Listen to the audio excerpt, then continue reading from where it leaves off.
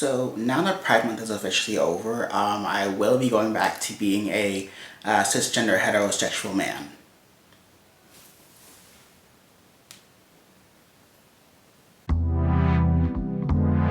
Sup, I'm Greg, welcome back to the channel. So unfortunately, as I mentioned, Pride Month is over, but it is July, which means it is officially summer, so I can start on my summer reading list. Maybe. Like, we're 4 days in and I haven't read jack shit. I have not. I started Hani and Ishu's Guide to Fake Dating, but I haven't finished it. I mean, I'm about, what, 10 or so pages in? Okay, 14. I'm 14 pages into Hani and Ishu. I love it so far, though. Although this bitch D was going to catch these hands. I can feel it already. But as we all know, Hani and Ishu was part of my Pride Month TBR, but I unfortunately didn't finish it, obviously. I did finish 4 out of the 6, so we're going to be reviewing those today. So, first on the list is How to Be Remy Cameron by Julian Winters. I finally finished it. I said I was going to be reading this thing in like February, and here we are in July, and I finally finished it. I gave it 5 stars. I just love this book, you guys. I just love it. So, How to Be Remy Cameron is about Remy Cameron. Surprising, I know. Remy is black, he's gay and adopted, and he has to write a project for school about who he is, and he doesn't know who he is. I mean, he does, but like he wants to figure out more about himself. But he's also dealing with a breakup, and like this book chronicles his life throughout, I want to say, junior year of high school. Like figuring things out about himself, finding out new things about himself and his like birth family, but also dealing with new relationship things. The reason I gave this book 5 stars is because like this is the kind of book I wish I had read when I was growing up. Remy is very authentic, very real. It felt like, that's what it felt like. It felt just authentic. I cackled at there were multiple moments where I just cackled because this book was just also hilarious. Remy is also extremely relatable. So are these side characters. I mean, obviously he makes mistakes, and they're very human mistakes. Like occasionally he would abandon his friends, or he would focus on more like himself and his friends, and they get into like petty squabbles, which, relatable. But the story itself is so fucking cute, and I don't know why I didn't read this sooner. It was a very quick read. Well, quick read. I read it in like, what, 2 weeks or so? I'm a very slow reader. But it is, wait, let me see. I think it's not even 300 pages. So yeah, for anyone who can actually sit down and read in one sitting, I advise you to. But as I said, this is the kind of book I wish I read when I was growing up. I think it would have helped me a lot, especially in like trying to find my place in this world as a black gay person.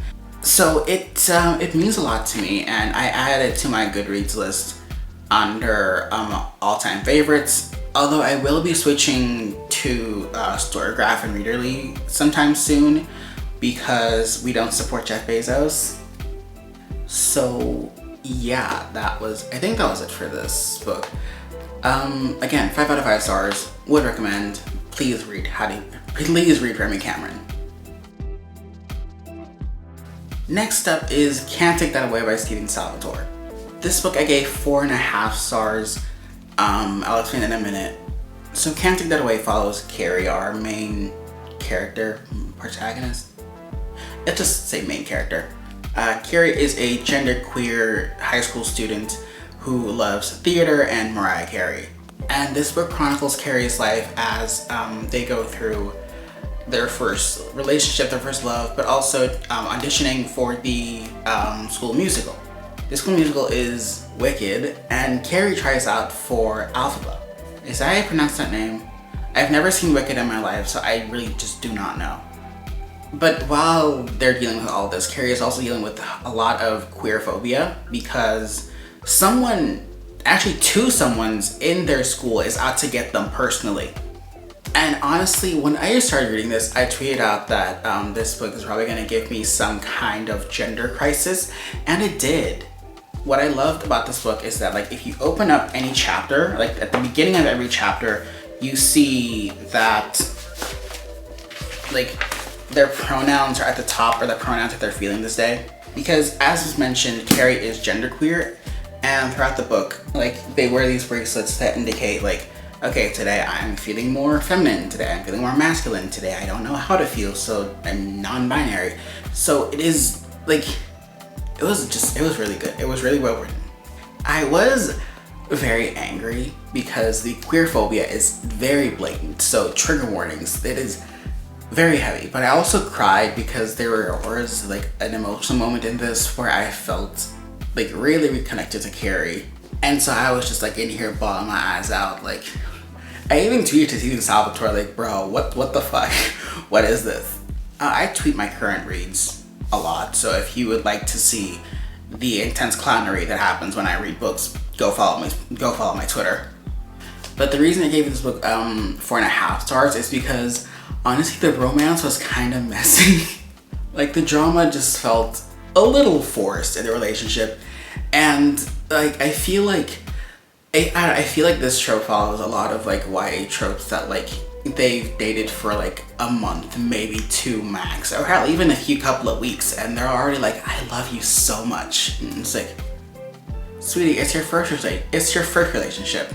Chill the fuck out, says the 25-year-old son of a bitch who has been single, and the closest thing they come to a relationship is their relationship with books. But what do I know? Whatever, moving on.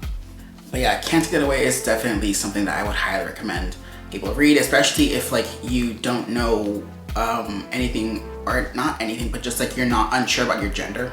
Like, you just want to explore things a bit more. You want to figure out yourself a bit more. I feel like this would be not like the thing that will help you define your gender, but like it will put you in the right direction. It's a good start. 4.5 stars, would recommend. Please read this book. The third book that I read last month was JSK Agenda by Jason June. This book had no goddamn right to be as funny as it was. Like, I swear to God. Anyway, Jason June had me like cackling from the very, very first page. It was just fucking hilarious. But JSK Agenda follows Jay, obviously. Like, this motherfucker right here. Jay is from a small town in the middle of bumfuck nowhere. I don't know where, don't ask me. But his family moves to Seattle because his mom got a promotion, and so you would think that someone who is from bumfuck nowhere with like only one friend would be kind of sad that they're leaving, but Jay's like, nah, fuck this, let's go, I'm ready. Cause see, Jay's gay agenda is basically him getting a boyfriend and finally losing his virginity, which is a social construct, mind you, but whatever. And yeah, Jason June tweeted a pretty much summary of the book at some point, which was pretty fucking accurate, honestly. But Jay basically like struggles to balance his 2 relationships between this adorable baby Albert, who we love, we support, we stand so much, and the son of a bitch, what was his name? Tony? I don't give a shit anymore.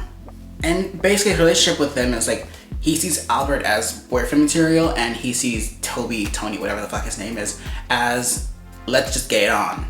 Like, he just wants to explore his body and his sex life, and that's what Tony is for. Was it Tony? Wait, let me check it. This is bothering me now. Okay, never mind. I give up. But anyway, this is the main plot point, but there's also another plot point with Max's new friend, Max, who is also genderqueer.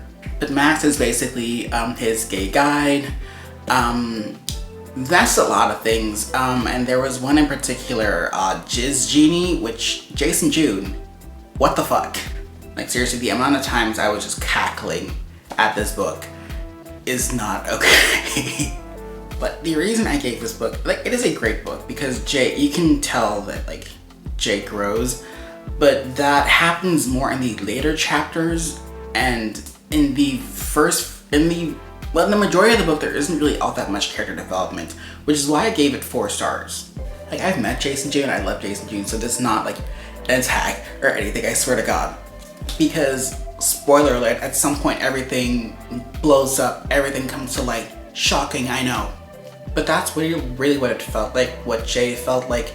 Like, it was really as if he only had his eyes set on love and sex, and that was his entire personality. There was nothing else there for the majority of it.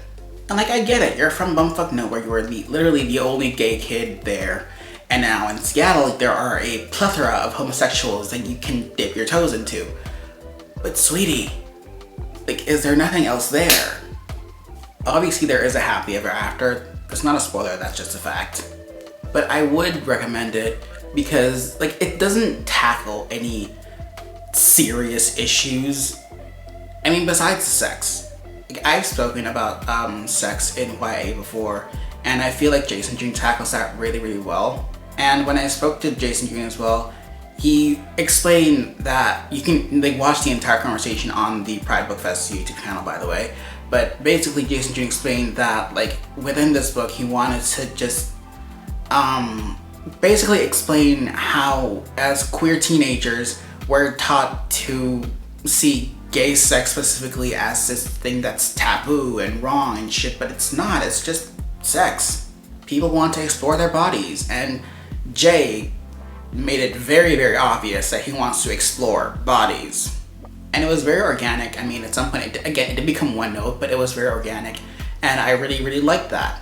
And this is also something I wish I'd read growing up, sort of, because again, I also had that experience as of like thinking gay sex was this like taboo, that's something that shouldn't be done, it should only be done at like behind closed doors, like no one should know about it. I mean, technically that should be sex, like no, I don't need to know about anyone's sex life, please don't tell me about your sex life.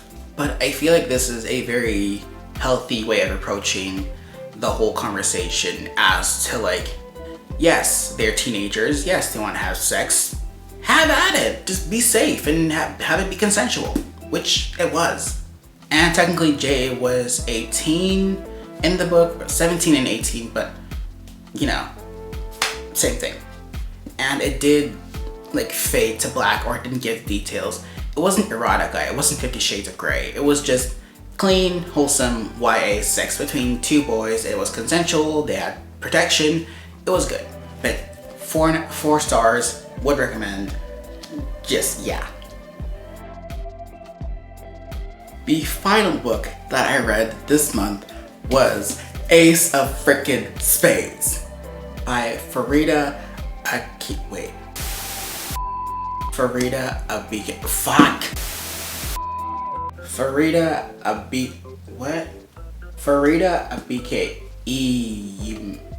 oh my god, I am so sorry. Farida Akibe Ideyemi.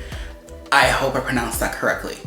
Like, I am so sorry if I butcher your name. I don't mean to, I am just illiterate. But y'all, this had me shook to my core. Like, Miss Farida, who gave you the right? Literally, who gave you the right? So this book follows Chiamaka and Devon. Chiamaka and Devon are both students at this prestigious private school. And Chiamaka is this like popular girl, you know, the elite, the popular girl. Everyone wants to be her, everyone hates her because they want to be her.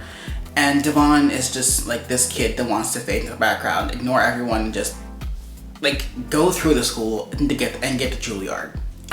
But they are the only black kids in this school, so like, you know where this is going. This book is described as Gossip Girl meets Get Out, and yeah, that was literally what this was. Y'all, this was so fucking good. And there was drama from the get-go, and it was like, I cannot stress this enough. This book is just too fucking good. At some point, this random person called Aces pops up and starts to reveal Chiamaka and Devon's secrets, but only their secrets. And it's like, I wonder why. But this, like, I'm not gonna spoil it. I can't really explain too much without spoiling it, so I'm just gonna say, read it for yourself. Please, it is worth it. The reason I gave this book 4.5 stars, not 5, was because at some point there was a climax, obviously, and I feel like it was kind of a cop-out. Like, the book itself is fantastic. There is so much build-up, there is so much character development, there is so much there that the climax could have been just like up there, but it wasn't, for me at least. Like everything else, the ending, fantastic. The beginning, fantastic. Everything, fantastic. Climax, like, there was a lot of potential. And it felt like a cop-out because, no, I can't say why because spoilers. But I'm not the only one who felt this. I've had conversations with people who have also felt like, yeah, I know what was off, but like the ending was kind of not it. And when I explained my thing, and they were like, oh yeah, that makes sense. So it's not just me. Like, it is a fantastic fucking book. Highly recommend. Would recommend to literally every single person. But the climax for me just was not it. And that was the reason it was deducted like 0.5 stars, but it runs up to 5 anyway, so we're good. But this, ooh bitch, this is it. And this was Farida's debut. I cannot wait to read like more of her books because this was the thing. She did the thing. 4.5 stars. If you're gonna read anything from this list, read Ace of Spades. As for the other books that I was supposed to read last month, so May the Best Man Win and Hani and Ishu Guide to Fake Dating. I started Hani and Ishu a few days ago. I haven't finished it. Obviously, I'm only 14 pages in. May the Best Man Win I haven't even started, but I am excited to start this. I will just, like, they're just gonna pass on to this month, so I'm hoping to finish them before August, along with everything else on my fucking list. And yeah, that was basically that. That was how I spent my June. And that was for this video. I'm very curious, what did you guys read for Pride Month for June? It better be queer books. Because, like, do not tell me you read straight shit during Pride Month. That is homophobic. But yeah, let me know what you guys read. Thank you so much for joining me. Thank you so much for watching if you made it to the end of this video.